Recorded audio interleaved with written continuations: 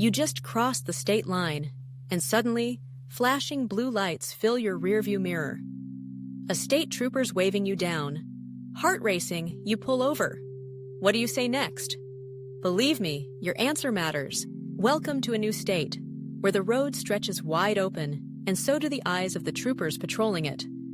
If you're riding cross-country, especially with out-of-state plates or packed luggage, don't be surprised if you get a quick chat at the border. It's routine in many places, and a simple stop can go smoothly or sideways depending on how you handle it. This happened to me the first time I crossed into a new state solo.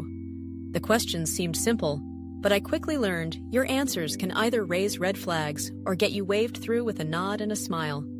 The difference comes down to what you say and how you say it.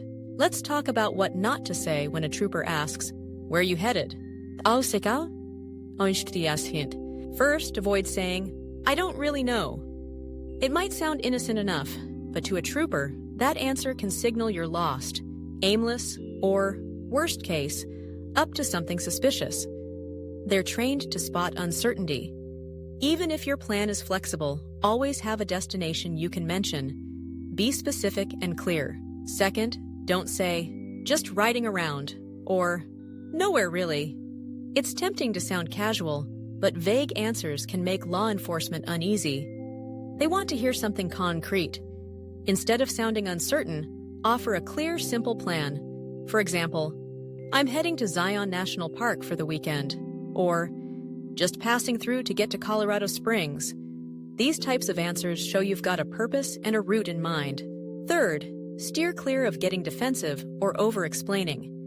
When nerves kick in, some riders start talking too much, giving a travelogue of the last 3 states or oversharing every detail. Don't. Answer what's asked, stay calm, and keep it respectful. The less you ramble, the more confident and trustworthy you appear. So, what should you do instead? Here's how to handle a border stop like a pro. First, keep your documents handy: license, registration, insurance. Have them ready before you're asked. Digging around for paperwork while the trooper's waiting can look disorganized. Having your gear in order makes a strong first impression and speeds up the process. Second, be clear but friendly. If you're asked about your plans, keep it simple.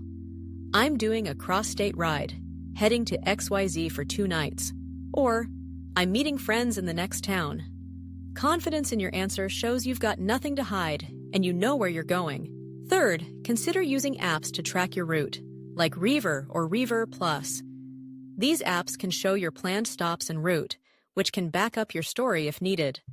It's an extra layer of credibility, especially if you're far from home. Most troopers are just doing their job, making sure everyone on the road is safe and accounted for. If you sound confident, respectful, and clear, chances are your stop will be brief, and you'll be back riding in no time.